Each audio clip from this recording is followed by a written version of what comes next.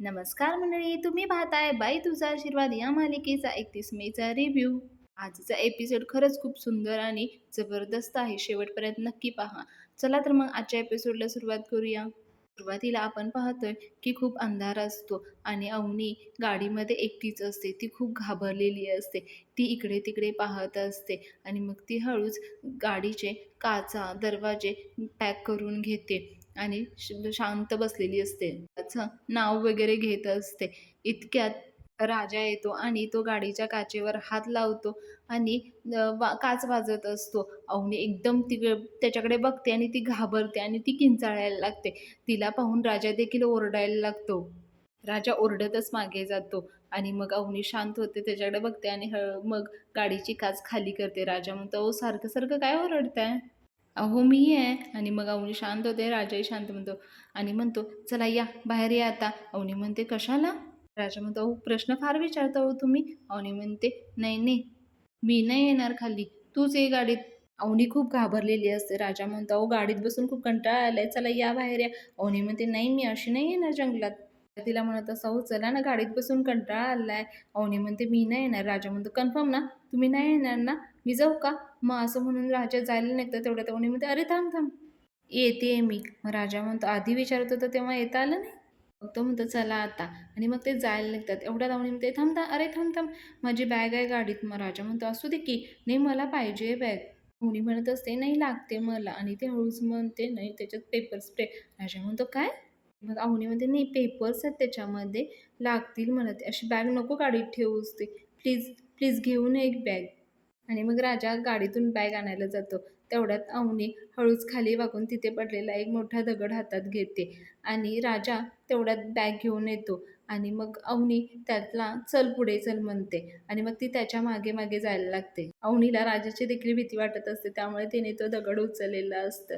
ती मग राजाबरोबर पुढे पुढे जाते आणि मग राजा तिला एका ठिकाणी घेऊन जातो. तिथे ती पाहते तर राजाने जाळ करून ठेवलेला असतो. राजानं केलेलं जाळ पाहून ती हळूच तिथेच तिचा हातातील दगड मागच्या मागे टाकून देते आणि मग राजा म्हणतो, "चला." अवनी राजाला म्हणत असते, "वाव, हे सगळं तू केलंस? तू केलेस का हे सगळं?" आणि मग ते पुढे त्या जाळाजवळ येऊन थांबतात. ती परत राजाला विचारते, "हे सगळं तू केलंस का? खरंच तू केलंस का?" राजा म्हणतो, "म्हणजे काय विषय आहे का?" राजा म्हणतो, "तुमच्यासाठी वाटेल ते बेस्ट आहे ना?" आणि मग राजा तिला तिथे बसायला सांगतो आणि म्हणतो, "बरं, आता आपण रात्रभर इथे राहायचं आहे आणि ते गुंड येतील, आपल्याला शोधून शोधून घरी निघून जातील आणि उद्या सकाळी आपण निघू, अर्ली मॉर्निंग निघू पुण्याला जाण्यासाठी." आणि मग अवनी ह्या सगळ्याला हो म्हणून मान डोलवत असते. मग राजा पुढे तिला विचारतो, "बरं, तुम्हाला भूक लागली आहे का?" अवनी डोळ्यांनीच हो म्हणते. राजा पुढे विचारतो, "बोला, तुम्ही काय खाणार?" अवनी म्हणते, "तू जसं काय असं विचारतोयस की तुझ्याकडे मेनू कार्डच आहे." राजा म्हणतो, "होय, सांगू का मेनू तुम्हाला?" अवनी म्हणते, "हो." मग तो सांगायला लागतो. पनीर मसाला, व्हेज मक्खन, पनीर फ्राय, फिश फ्राय, असे खूप सारे डिशेसची नाव घेतो आणि म्हणतो, "ह्यातलं आपल्याकडे काहीच नाही आहे." आणि मग तो हसायला लागतो. अवनी पण हसायला लागते. राजा म्हणतो, "आपल्याला म्हणायला वाटेल ते आहे, पण आपल्याकडे त्यातलं काहीच नाही. पण आपल्याकडे ना 2 कणीस आहेत." अवनी विचारते, "कुठून आणलीस?" तो म्हणतो, "इथे पलीकडे रान आहे ना, त्याच्यातून आणलंय." अवनी म्हणते, "कच्ची खाणार का?" मग राजा म्हणतो, "अहो सगळी सोय आपल्याकडे आहे." आणि मग तो त्या जाळामध्ये अवनीला ते कणीस भाजून देतो. राजा कणीस भाजत असतो तेव्हा अवनी त्याला म्हणते, मी आज तुझ्याशी खूप रूडली वागले ना. तू माझ्यासाठी एवढं करतोस आणि मी तुझ्यावर अविश्वास दाखवला. खरंच सॉरी." राजा म्हणतो, "त्याची काही गरज नाही हो. मी तुम्हाला अगोदरच विश्वासात घेऊन सगळं सांगायला पाहिजे होतं. मी तुम्हाला मागे बोललो होतो ना, आमच्या घरी कोणी बाई माणूस नाही म्हणून. आम्ही सगळी भावंडं ना सतत एकमेकांची चेष्टा-मस्करी करत असतो. काही-काही गोष्टींची चेष्टा नाही करायला पाहिजे, याची आम्हाला जाणीवच नाही आणि बाई माणसाची तर नाहीच करायला पाहिजे. आताच बघा ना, तुम्ही एवढा विश्वास टाकून माझ्याबरोबरला आलात आणि मी तुमच्याशी असं नाही वागायला पाहिजे होतं." आणि मग तोही सॉरी म्हणतो आणि थँक देखील म्हणतो. अवनी म्हणते, "थँक का? अहो तुम्ही शिकवताय ना मला मोठं कसं व्हायचं ते." अवनी म्हणते, "मोठा होणार? अच्छा, केवढा मोठा होणार?" राजा मग उभा राहून म्हणतो, "एवढा मोठा." आणि मग तो पलीकडे दुसऱ्या एका बाजूला उंचीवर जाऊन म्हणतो, "एवढा मोठा होणार आहे." आणि म्हणते, "बापरे, एवढा मोठा होणार?" आणि मग ते हसायला लागतात आणि मग परत ते केनेच खायला लागतात. तिथे खूप छान गाणं प्ले केलेलं आहे, "का कळेना मला काही ते पूर्ण गाणं म्हणता येत नाही, पण गाणं खूप सुंदर आहे. आणि मग इथेच ते कणीस खात असताना थोडीफार त्यांची मज्जा होत देखील दाखवलेली आहे. त्यामध्ये राजा तिला सॉरी म्हणत असतो आणि उठा-बशा देखील करत असतो. अवनी त्याच्या मागे-मागे धावत असते त्याला मारण्यासाठी. असे खूप छान गमतीशीर सीन घेतलेले आहेत. आणि मग ते काहीतरी गप्पा मारत असतात. तेवढ्यात अवनीला तिथे झोप लागून जाते. ती राजाच्या खांद्यावर डोके ठेवून झोपते. राजाला पूर्वीचे जुने काही आठवत असतं. अवनी जेव्हा त्याला फर्स्ट टाईम भेटते, ती त्याला सॉरी म्हणत असते. ती सगळ्यांना प्रसाद वाटत असते. अवनी जेव्हा तयार होऊन खाली येत असते आणि ती लग्न ज्या दिवशी थांबतं त्या दिवशी अवनी तेव्हा खूप तिला बरं वाटत असतं. त्यावेळचे सगळे सीन त्याला आठवत असतात.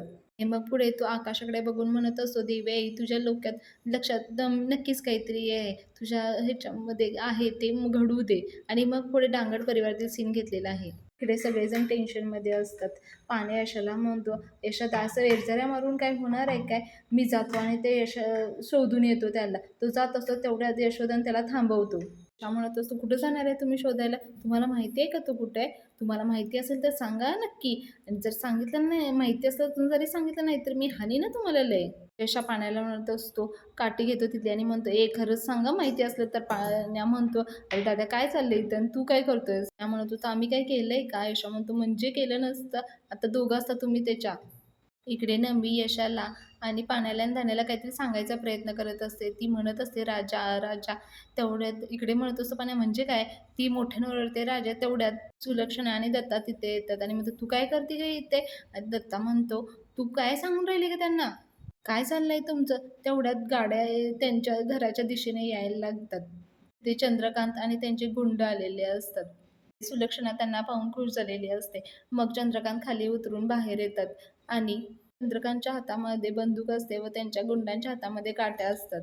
चंद्रकांत पुढे येऊन म्हणतात, "राजा ड्रायव्हरचं घर हेच का?" तेवढ्यात सुलक्षणा तिकडून येते आणि म्हणते, "हेच आहे. ह्याच्याच भावाचं नाव आहे राजा. त्यानंच पळवले तुमच्या लेकीला." मग यशोधर म्हणतात, "अहो तसं काही नाही आहे आत्या." मग सुलक्षणा म्हणते, "ए कोण आत्या? कुणाची आत्या? काय संबंध तुझा?" "साहेब, मीच तुम्हाला फोन करून बोलवलं. ह्याचाच भाऊ आहे तो राजा, ज्यानं तुमच्या पोरीला पळवलं." चंद्रकांत यशोधरला म्हणतात, "काय रे कुठं आहे तो? तुझ्या भावानं माझ्या पोरीला पळवलं. कुठं आहे तो?" बरोबर त्यांचे गुंड देखील त्यांच्या अंगावर जातात. तेवढ्यात पाळणा चिडतो आणि त्यांना मारायला जात असतो. मग यशोधन त्याला थांबवतो. यशोधर म्हणतो, "तोंडानं बोलता येत ना ते? थांब."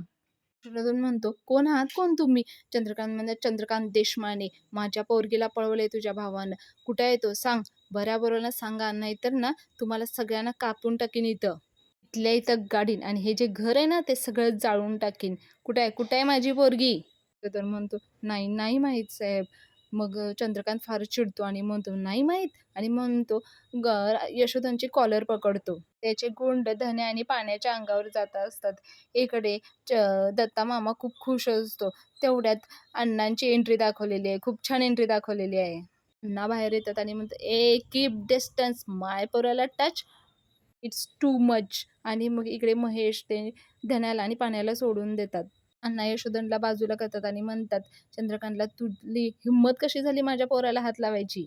आणि मग अण्णा चंद्रकांतची कॉलर पकडत असतात. तेवढ्यात चंद्रकांत बंदूक काढून अण्णांच्या डोक्यावर ठेवतो आणि म्हणतो, "बोल, कुठं ठेवली आहेस माझ्या पोरगीला? तुझ्या पोरग्यानं माझ्या पोरगीला पळवली." सगळे घाबरलेले असतात ना. मी हळूच शूटिंग करत असते मोबाईलमध्ये. अण्णांना काहीच माहिती नसतं राजानं काय केलेलं असतं ते.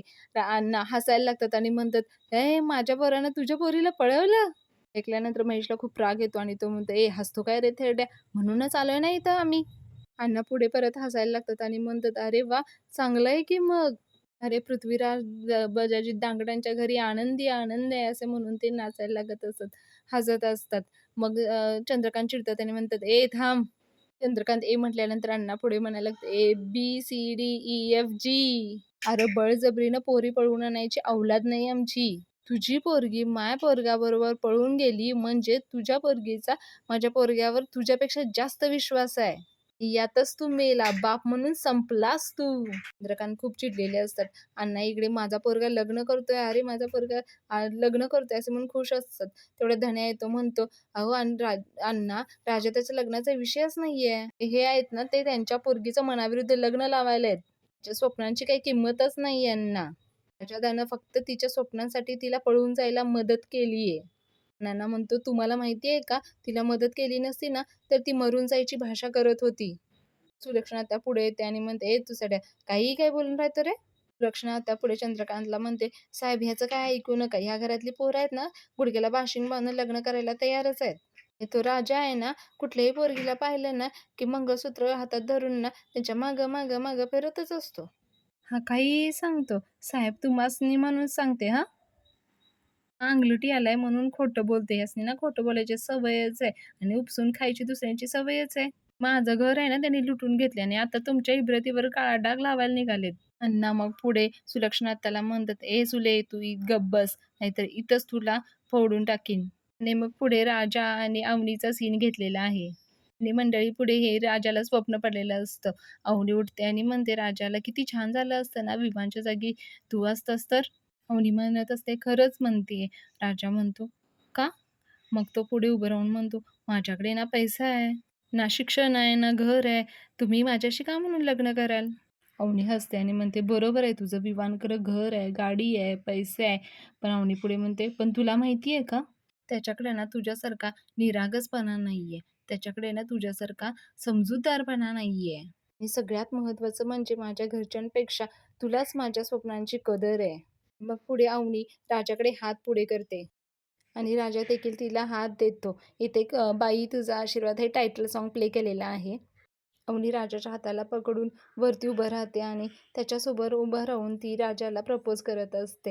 हे सगळं स्वप्न आहे मंडळी, पण खरंच असं झालं तर किती छान ही एक कपल आहे. अवनी त्याला प्रपोज करते, "तू माझ्याशी लग्न करशील का?" ते दुसरे सॉन्ग प्ले केलेलं आहे, "श्वास मी, ध्यास तू." हे गाणं देखील खूप सुंदर आहे. राजा मौनानेच हात डोलत असतो आणि मग पुढे ते डान्स करताना देखील दाखवलेले आहेत. खरं तर ॲक्चुअली राजा झोपेतच डुलत असतो. अवनीला जाग येते आणि ती पाहते आणि थोडेसे अनकम्फर्टेबल फील होते. पुढे मग डांगड परिवारातील सीन घेतलेला आहे. अण्णा इथे थोडे इमोशनल झालेले असतात. त्या चंद्रकांतला म्हणत असतात, "अरे बाईचे पाय घरायला लागणं म्हणजे काय असतं? त्या डांगटांना विचार. 20 वर्ष बाईचा आशीर्वाद मिळवण्यासाठी आम्ही तरसतो इकडं. माझ्या पोरानं जर तुझ्या पोरीला माझ्या घरी आणलं ना, तर मी बाप म्हणून तिला जपेन. जी सगळी स्वप्न पूर्ण करीन मी एक बाप म्हणून. आणि जर माय पोरीनं तुझ्या पोरीला लग्न करून आणलं ना जर घरात, वाजत-गाजत घरात आणीन मी तुला. लक्ष्मीच्या पावलानं तुझी पोरगी माझ्या घरात येईल. लय गोडाधोडाचं जेवण करेन मी. सगळ्या गावाला जेवण देईन मी." चंद्रकांत फार चिडतात आणि ते म्हणतात, "आता तू गेलास म्हणून समज, तो गेला म्हणून समज." मग अण्णा म्हणतात, पण त्या अगोदर तुला मला गोळी घालावी लागेल." "अरे घाल ना." आणि ती त्याच्यावर ओरडायला लागतात, "घाल ना" म्हणून. मग चंद्रकांत गोळी काढतो, बंदूक काढतो आणि त्यांच्या माथ्यावर ठेवतो. चंद्रकांत म्हणत असतात, "सगळ्यांना गोळ्या घालून आणि इथेच संपवीन." मग यशोधन अण्णांना बाजूला करतो आणि म्हणतो, "थांबा, थांबा."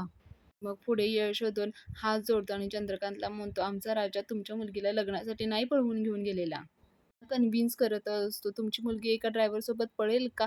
चंद्रकांत चिडतात आणि म्हणतात, "ए बस, बस. माझी पोरगी कुठे आहे? तुझा भाऊ कुठे आहे?" असं म्हणून ते विचारत असतात. यशोधर म्हणतो, "खरंच माहिती नाही. थांबा मी फोन लावून बघतो." आणि तो फोन लावत असतो. तितक्यात तो म्हणतो, की "थांबा, माझ्या फोनवरून उचलणार नाही." म्हणून तो पाण्याच्या फोनवरून फोन लावत असतो.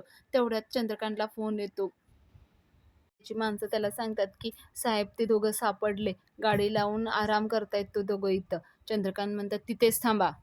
त्यांच्यावर लक्ष ठेवा. ते आता पळून जाता कामा नयेत." सगळेजण एक आश्चर्याने त्याच्याकडे बघायला लागतात. सगळेजण घाबरलेले असतात. चंद्रकांत पुढे म्हणतात, "सापडला. तुझा पोरगा आणि माझी पोरगी सापडले." चंद्रकांत पुढे अण्णांना म्हणतात, "तू काय म्हणाला होतास? माझी पोरगी तुझ्या घरात सून म्हणून येईल आणि तू तिचं स्वागत करणार होतास? हां, गोडधोड खायला घालणार होतास ना? घाल तू गोडधोड खायला. पण मुलाच्या लग्नाचं नाही, मुलाच्या 13व्याचं. आता तुझा पोरगा गेला." असं म्हणून ते तिच्या गुंडाला म्हणतात, "ए चला रे चला." आणि 2 गुंडांना तिथंच थांबवतो आणि बाकीच्यांना घेऊन तो जात असतो. इकडे दत्ता मामा नमीला घेऊन आतमध्ये जातात. इकडे दांगड परिवारातील सर्वजण घाबरलेले असतात. सुलक्षणा आत्या चंद्रकांतच्या गाडीजवळ येते आणि म्हणते, "साहेब, साहेब एक विनंती होती. तुम्ही मगाशी म्हटला होता ना घर जाणार. प्लीज घर-बीर काही जाळू नका. त्यांना मारा, तोडा, काय करायचं ते करा. पण घर तेवढं जाळू नका. माझ्या पोरीचं लग्न त्याच जीवावर करायचंय हो." मग पुढे पहाट झालेली दाखवलेली आहे. अवनी आळस देत उठलेली असते. मग तिला अचानक ती आळस देत असते. तिला अचानक जाणीव होते, की आपण कुठे आहोत याची. राजा तिला म्हणतो, "गुड मॉर्निंग." राजा इकडे कडुलिंबाच्या काडीने ब्रश करत असतो. मग ती जागी होते. राजा म्हणतो, "नाही, नाही," म्हणतो, "चांगलं झोपला की तुम्ही." अवनी जागी होते आणि म्हणते, "किती वाजलेत?" कोणी म्हणत असेल, "निघायला लागेल ना?" राजा म्हणतो, "होय, निघायचं की." मग राजा तिला ब्रश करण्यासाठी काडी देत असतो. पण ती म्हणते, "नाही, माझ्याकडे ब्रश आहे." ती तिच्या बॅगेमध्ये शोधते, पण तिला ब्रश मिळत नाही. मग ती म्हणते, "नाही, विसरला वाटतं." मग राजा तिला कडुलिंबाची काडी देतो. तो म्हणतो, "ट्राय तरी करा हो, घ्या हो." मग ती घेते आणि ते तोंडात घालून ती ब्रश करत असते. तिला ते एकदम कडू लागतं. राजा अवनीकडे पाहून तिची मजा घेत असतो. अवनीचा चेहरा पाहून तो हसायला लागतो आणि मग आजचा एपिसोड इथेच संपवलेला आहे. पुढच्या भागामध्ये आपण पाहणार आहोत, की राजा आणि अवनीच्या समोर अवनीचे वडील येतात आणि मग ते बंदूक काढून म्हणतात, "धनराज दांगट, आता तू गेलास." बघूया आता पुढच्या एपिसोडमध्ये काय ट्विस्ट येणार आहेत, काय-काय होणार आहे. एपिसोड खूप छान आहे. आपण आपल्या चॅनलला लाईक करा, शेअर करा आणि सबस्क्राईब करायला विसरू नका. पुढील भागामध्ये भेटूया. धन्यवाद.